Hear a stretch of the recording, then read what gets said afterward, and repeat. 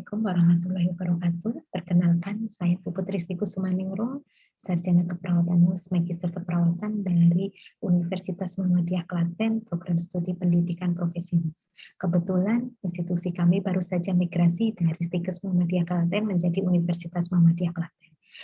Izinkanlah saya untuk menyampaikan atau memaparkan rencana pembelajaran semester mata kuliah yang saya ampu, yaitu mata kuliah farmakologi. Deskripsi mata kuliah farmakologi menjelaskan sifat kerja obat, baik agonis maupun antagonis, sinyalisasi dan mekanisme kerja obat, nasib obat dalam tubuh, absorpsi, distribusi obat, metabolisme dan ekskresi, dasar-dasar perhitungan farmakokinetik, filosofi toksikologi, unit dan rentang toksisitas pada setiap tingkat dan pengembangan obat baru. Bobot SKS mata kuliah farmakologi sebesar 3 SKS dengan 2 SKS materi dan 1 SKS praktika. Pembahasan ditekankan pada pemberian obat, memastikan terapi berjalan dengan aman, efektif, dan rasional, serta mampu menjelaskan tentang obat yang bekerja mempengaruhi sistem saraf parasimpatis dan simpatis kardiovaskuler, saraf pusat, dan saluran cerna. Capaian pembelajaran pada mata kuliah ini yang pertama, menunjukkan sikap bertanggung jawab atas pekerjaan di bidang kefarmasian secara mandiri. Dua, mampu memberikan pelayanan kefarmasian, berinteraksi secara langsung meliputi pelayanan klinik, misalnya pemberian obat, konseling, monitoring, visit, dan lain-lain. Tiga, mampu menetapkan atau menentukan keputusan pekerjaan kefarmasian. 4.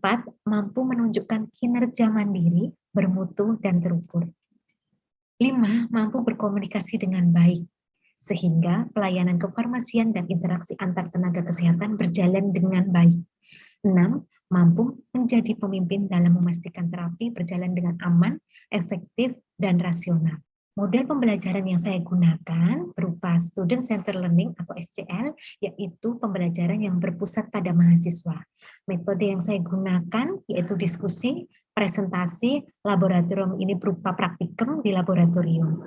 Media pembelajaran berupa e-learning yaitu Zoom Meeting, Google Meet, Google Classroom, WA Group, maupun Telegram Group. Tugas berupa presentasi kelas, membuat makalah, kemudian simulasi atau demonstrasi berupa praktikum. Materi perkuliahan, pertemuan pertama, pengertian cabang-cabang ilmu dalam farmakologi, pertemuan kedua dan tiga, interaksi antar obat, farmakokinetik dan farmakodinamik. 4. Mampu menjelaskan penggolongan obat. 5. Kemasan dan persiapan obat. Pertemuan ke-6 dan 7, peran perawat dalam pemberian obat.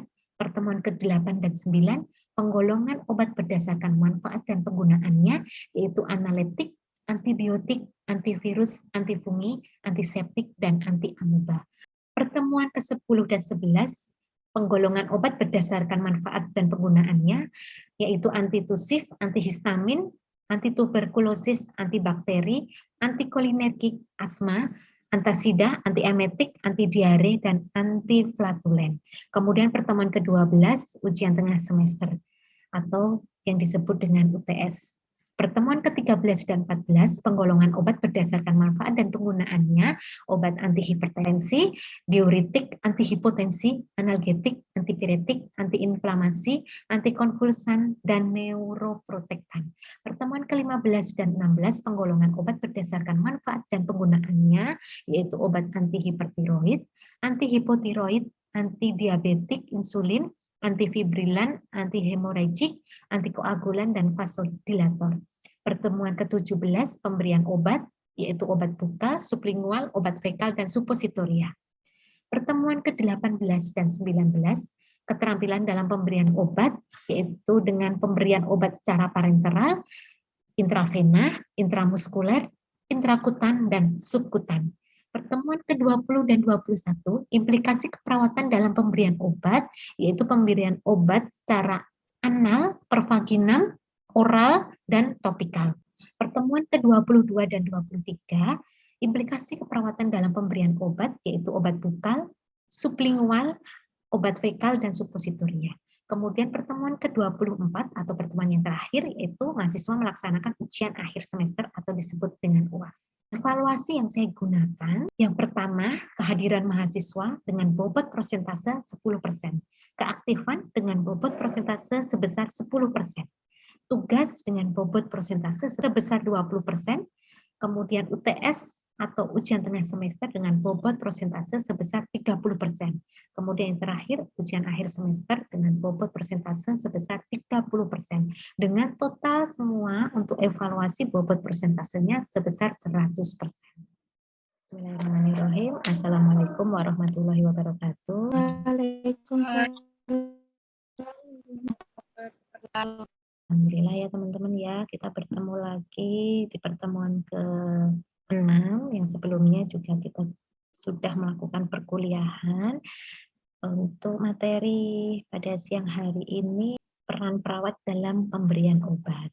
Ya, baik sebelum kita mulai perkuliahan, alangkah lebih baiknya kita berdoa terlebih dahulu agar apa yang kita pelajari hari ini bisa bermanfaat untuk kita semua. Berdoa dipersilakan. Berdoa selesai. Gimana kondisi teman-teman semuanya ini? Sehat, Bu. Ya, alhamdulillah ya semuanya sehat ya, baik ya. Karena saat ini baru masa pandemi, jadi kesehatan itu sangat penting ya. Jadi kita harus tetap menjaga kesehatan kita. Bu Puput akan menjelaskan dulu untuk deskripsi mata kuliah dan tujuan pembelajaran pada sesi ke-6 ini. Baik, untuk deskripsi mata kuliah farmakologi ini menjelaskan sifat kerja obat, baik agonis maupun antagonis, sinyalisasi dan mekanisme kerja obat, nasib obat dalam tubuh, absorpsi, distribusi obat, metabolisme dan ekskresi, dasar-dasar perhitungan farmakokinetik, filosofi toksikologi, unit dan rentang toksisitas pada setiap tingkat dan pengembangan obat baru. Untuk tujuan pembelajarannya untuk sesi yang ke-6 ini atau sub CPMK, diharapkan mahasiswa setelah mengikuti perkuliahan pada pagi hari ini, mahasiswa mampu menjelaskan peran perawat dalam pemberian obat. Bu Puput ingin mengetahui ya, seberapa siap teman-teman dalam mengikuti perkuliahan pada siang hari ini. Ada pertanyaan ya untuk teman-teman ya, apa saja sih peran perawat dalam pemberian obat? Mungkin ada teman-teman yang ingin berpendapat ya. Silahkan. Saya, Bu. Oke, Mbak Merlin silahkan. Benar pasien, benar rute. Iya. Ya, ada yang lain? Saya, Bu. Iya, silahkan Mbak Mulia. Benar obat, benar dosis. Oke, bagus sekali ya, baik. Ya, jadi peran perawat itu memastikan bahwa obat yang diberikan kepada pasien itu sudah tepat ya, sudah akurat dan rasional, itu termasuk dari 12B yang sudah disampaikan Mbak Merlin sama Mbak Mulia tadi ya, ada yang benar pasien, benar obat, benar rute, salah satunya adalah itu ya. Nanti kita akan pelajari di slide berikutnya. Bu Put akan menjelaskan terkait obatnya. Obat itu apa? Nah, obat ini adalah substansi yang diberikan kepada manusia atau binatang sebagai pencegahan, perawatan, dan pengobatan terhadap berbagai gangguan yang terjadi di dalam tubuh. Jadi ini untuk mencegah atau mengobati ya apabila ada masalah kesehatan di pasien ataupun manusia maupun binatang. Gitu ya. Jadi obat itu juga untuk binatang, juga ada obat untuk hewan. Kemudian obat bekerja sesuai dengan proses kimiawi melalui suatu reaksi obat. Baik untuk reaksi obat tersendiri, ini ada beberapa yang perlu kita pelajari ya teman-teman ya. Ini ada overdosis. Ini adalah reaksi yang secara langsung berhubungan dengan pemberian dosis yang berlebihan. Jadi dosis yang diberikan itu melebihi dari apa yang seharusnya, sehingga nanti ada reaksi overdosis. Reaksi overdosis pun juga bermacam-macam dan berbeda-beda ya, tergantung dari obat yang diberikan tersebut. Kemudian efek samping, ini adalah efek farmakologis suatu obat yang tidak diinginkan tetapi juga tidak dapat dihindarkan. Jadi ini terjadi pada dosis terapeutik, misalnya ini minum gitu ya, obat flu misalnya. Efek sampingnya dari obat flu itu apa? Misalnya kalau tidak cocok gitu ya, nanti bisa berdebar-debar dadanya, misalnya seperti itu. Kemudian interaksi obat. Nah, untuk interaksi obat tersendiri ini adalah efek suatu obat yang mempengaruhi respon satu atau lebih obat-obatan yang lain. Jadi interaksi obat itu adalah interaksi antara obat satu dengan yang lainnya. Jadi kita sebagai perawat harus paham, harus tahu pasien itu mengkonsumsi obat apa saja. Nanti ada tidak interaksi antara obat itu? Karena bisa jadi ya, adanya interaksi itu malah membuat salah satu obat itu tidak berefek secara maksimal. Gitu. Kemudian yang berikutnya efek sekunder. Ini adalah reaksi yang secara tidak langsung berhubungan dengan efek farmakologis primer suatu obat. Kemudian faktor yang mempengaruhi reaksi obat tadi, ya, keempat reaksi obat tadi. Ada absorpsi obat. Absorpsi itu adalah penyerapan ya, penyerapan obat di dalam tubuh. Setelah itu distribusi obat itu didistribusikan ke seluruh tubuh, kan. Setelah itu obat didistribusikan kemudian dimetabolisme oleh tubuh. Setelah dimetabolisme, ada tidak ekskresi sisa obat? Kalau ada, dikeluarkan bisa lewat urin, bisa lewat feses, keringat, dan lain sebagainya. Tergantung dari obat yang diminum oleh pasien tersebut. Untuk reaksi obat dalam tubuh, ada efek terapeutik dan efek samping. Ya, untuk efek terapeutik sendiri ini adalah efek yang sesuai dengan yang diharapkan. Jadi obat itu sudah sesuai harapan. Misalnya ini untuk mengurangi nyeri. Berarti efeknya nanti nyerinya pasien itu akan berkurang. Atau kalau nyeri ringan bisa hilang. Kemudian kalau efek samping ini dampak yang tidak diharapkan dan dapat membahayakan kesehatan pasien tersebut. Untuk pemberian obat sendiri ini, bahwa yang menentukan obat diberikan ke pasien itu apa, itu tanggung jawabnya medis, tanggung jawab dari dokter. Tanggung jawab kita itu adalah pemberian obat yang aman dan akurat sampai ke pasien, sampai dikonsumsi oleh pasien. Itu tanggung jawab kita. Sehingga perawat ini harus benar-benar memahami prinsip pemberian obat yang aman. Karena itu merupakan tanggung jawab kita sebagai perawat memastikan bahwa obat yang kita berikan ke pasien itu sudah aman dan tepat. Ada 12 benar prinsip pemberian obat. Yang pertama yang sudah disampaikan Mbak Merlin maupun Mbak Mulia tadi ya, ada benar pasien. Bahwa kita pastikan ini, kita perawat harus memastikan obat yang kita berikan ke pasien itu apakah benar pasiennya itu. Ya, jangan sampai kita salah dalam pemberian obat ke pasien. Kita pastikan dulu pasiennya itu benar.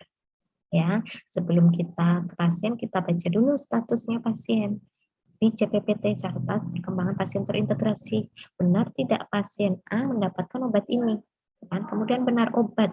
Kita memastikan selain benar pasien, ya, kita harus memastikan obat yang kita berikan itu benar. Jangan sampai ada nama obat yang hampir sama, tapi kita memberikannya yang salah. Misalnya nih furosemid, kan, maka ranitidin, yang ranitidin yang coklat itu ya, ampul itu hampir sama itu. Jangan sampai nanti kita memberikannya itu salah. Jadi kita harus baca. Nanti kita akan jelaskan di belakang ya bagaimana sebelum kita memberikan obat ke pasien jangan sampai salah obat. Kemudian yang berikutnya benar dosis. Oke, untuk terkait benar dosis ini, ya kita yang berikan ke pasien obat yang kita berikan ke pasien itu harus dosisnya itu benar. Cara penghitungannya juga benar. Jangan sampai berlebihan yang nanti akan menjadi overdosis, jangan sampai juga kurang karena nanti efek farmakologisnya ini nanti tidak dapat ya. Pasien ini tidak mendapatkan efek dari farmakologis tadi. Kemudian benar cara ya, cara kita memberikan obat ke pasien. Ataukah caranya nanti sublingual, oral, bukal dan lain sebagainya. Kita harus benar-benar paham itu. Kemudian benar waktu pemberian. Oke, terkait dengan waktu pemberian ini bukan 3 kali sehari, tapi berapa jam per 24 jam. Misalnya nih 3 kali sehari, berarti kan sehari itu per 8 jam ya kita berikan ke pasien. Misalnya jam 7 pagi kita berikan obat itu ke pasien. Jadi 8 jam dari jam 7 pagi itu jam berapa kita berikan? Tidak 3 kali sehari gitu. Pagi, siang, sore tidak. Tapi kita bagi dulu. Misalnya 3 kali sehari, satu hari itu ada 24 jam. Diberikan 3 kali. Berarti per 8 jam kita berikan obat itu ke pasien. Jadi jangan dipukul rata semuanya nih. Ya pagi, siang, sore, atau pagi, siang, malam. Karena setiap pasien itu dalam pemberian obatnya juga berbeda-beda. benar pendokumentasian. Jadi apa yang kita lakukan itu kita tulis, dan kita juga melakukan apa yang sudah kita tulis juga. Jadi setelah kita melakukan tindakan apapun itu, termasuk pemberian obat, kita tulis di CPPT-nya pasien. Nah, kemudian kita melakukan apa yang tertulis di CPPT. Jadi kita harus benar pendokumentasian. Pendokumentasian itu juga penting. Tidak hanya nama saja, tapi juga tanda tangan dan nama terang. Berikutnya, benar pendidikan kesehatan tentang medikasi pasien. Pasien itu berhak mendapatkan informasi dari kita. Jadi kita juga memberikan informasi pendidikan kesehatan terkait obat itu apa, tujuannya untuk apa, ya, ataupun manfaatnya untuk apa, pemberiannya lewat mana, dan lain sebagainya. Sebelum kita memberikan obat ke pasien, kita harus memberikan informasi dulu ke pasien tersebut. Kemudian benar reaksi obat dengan obat lain. Misalnya ada obat A dan B itu bereaksinya tidak baik, jadi kita harus ganti ke obat yang lain. Gitu. Benar pengkajian. Sebelum dokter itu meresepkan obat, pasti sesuai dengan pengkajian ya. Kita mengkaji pasien itu juga harus tepat. Misalnya pasiennya sudah tidak mengalami nyeri, ya berarti kan tidak kita tulis pengkajiannya, pasien masih nyeri tidak. Jadi bisa jadi obat anti nyeri itu atau analgetik di stop. Jadi sebelum kita memberikan obat ke pasien, kita harus mengkaji dulu apakah benar pasien itu ada keluhan sehingga obat tersebut diberikan ke pasien. Kemudian benar evaluasi. Setelah kita berikan obat itu ke pasien, kita evaluasi ada tidak efek samping obat tersebut. Kemudian benar reaksi terhadap makanan. Nah, ada tidak makanan-makanan yang menjadi pantangan dari obat tersebut. Benar hak pasien untuk menolak. Apabila pasien itu menolak, kita wajib memberikan inform konsen ke pasien. Ada tanda tangan nama terangnya pasien. Jadi suatu ketika ada terjadi hal yang tidak diinginkan pasien tersebut, pada pasien tersebut, kita tidak salah. Karena kita sudah berusaha untuk memberikan obat itu, pasien ataupun keluarganya menolak, kemudian kita ada inform konsen bahwa bukti keluarga tersebut menolak. Berikutnya komponen dari perintah pengobatan. Harus ada tanggal dan saat perintah ditulis. Nama obat jelas sekali ya, dosis obat, rute pemberian, IV, intravena, intramuskuler, intrakutan atau yang lainnya. Ya, kemudian frekuensi pemberiannya per 8 jam kah atau per 6 jam atau per 12 jam, ya. Kemudian tanda tangan dokter atau pemberi asuhan kesehatan. Jadi ada tanda tangannya ya, dan nama terang. Untuk menghindari ya kesalahan label obat harus dibaca 3 kali. Kita membacanya yang pertama pada saat melihat botol atau kemasan obat itu. Jadi pertama kali kita melihat kemasan obat itu kita baca, betul tidak obat yang akan kita berikan adalah ini. Kemudian sebelum menuang atau mengambil obat itu, menghisap. Kalau itu injeksi ya, kita baca lagi 2 kali. Kemudian yang ketiga kali itu setelah menuang atau menghisap obat. Jadi 3 kali itu diperhatikan paling tidak minimal kita baca label obatnya. Nah, perawat harus ingat gitu ya bahwa obat-obat tertentu mempunyai nama yang bunyinya hampir sama dan ejaannya mirip. Contohnya quinidin gitu ya, dan quinin. Nah, quinidin ini obat untuk irama jantung. Kalau quinin ini anti malaria, kemudian anti inflamasi, analgetik gitu ya. Jadi berbeda nih tapi hampir sama. Ini perawat harus benar-benar paham ini. Jangan sampai nanti salah kita memberikannya karena bunyinya atau lafal obatnya itu hampir mirip. Ya, cara pemberian obat ada berbagai macam. Yang pertama oral, sublingual, inhalasi, rektal, pervaginam, parenteral ini adalah lewat intravena, intramuskular, kemudian subkutan, intrakutan, topikal atau lokal. Kita bahas satu persatu. Untuk yang oral, ini pemberian obat oral, ini lewat mulut, ya. Jadi ditelan. Kemudian ini lebih efektif ya, aman, praktis, dan ekonomis. Tetapi kelemahannya ketika pasien itu ada keluhan mual muntah, misalnya muntah-muntah gitu ya, obat ini diberikan juga tidak efektif karena nanti obatnya akan keluar lagi ya lewat muntahannya pasien itu, atau pasien yang tidak kooperatif, ini juga ada kelemahannya. Ini obat oral itu obatnya ditelan bisa dengan makanan ataupun minuman. Kemudian sublingual, ini obat yang pemberiannya diletakkan obatnya itu di bawah lidah, dibiarkan obat itu larut dengan sendirinya tanpa dihisap, dihisap-hisap tidak boleh, sambil makan pasiennya tidak boleh juga, tidak boleh sambil minum, tidak boleh sambil berbicara, jadi diam, dibiarkan obat itu larut dengan sendirinya. Ya, tujuannya agar efek obat lebih cepat ya, karena pembuluh darah di bawah lidah itu merupakan pusat dari sakit. Kelebihannya untuk yang sublingual ini obat itu lebih cepat dan kerusakan obat pada saluran cerna gitu ya. Ya, metabolisme dan dinding usus dan hati dapat dihindari. Kemudian inhalasi, ini adalah obat pemberian obat untuk pernafasan ya, melalui pernafasan. Kelebihannya ini obatnya itu lebih cepat diabsorpsi lewat alveoli paru serta membran mukosa pada saluran pernafasan, jadi lebih efektif ya untuk saluran pernafasan.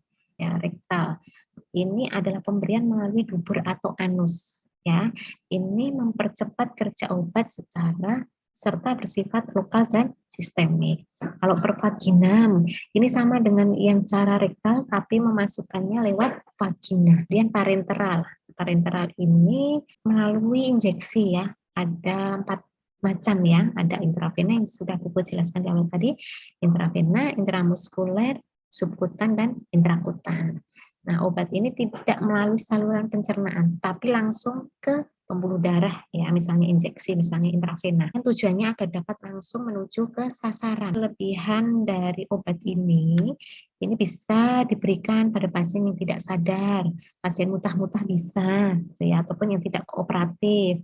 Nah, tapi pemberian obat ini harus dilakukan secara hati-hati, karena kalau salah pemberiannya, obat ini tidak bisa dikeluarkan lagi karena langsung masuk ke dalam tubuh. Untuk cara pemberian obat parenteral, intravena, intramuskuler, subkutan, intrakutan. Untuk yang intravena tidak ada fase absorpsi ya pada intravena ini karena obat langsung masuk ke dalam vena.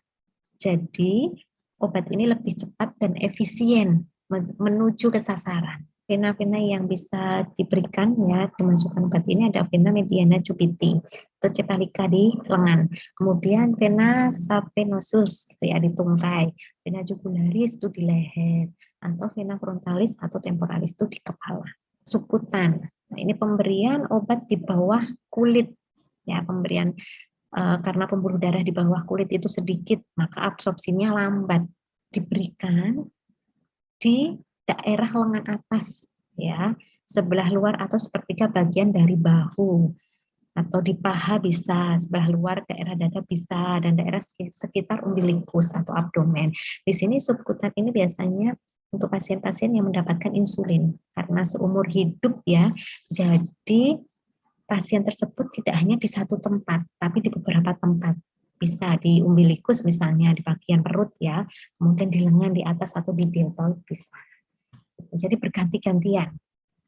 Kemudian intrakutan, ini adalah untuk cek alergi.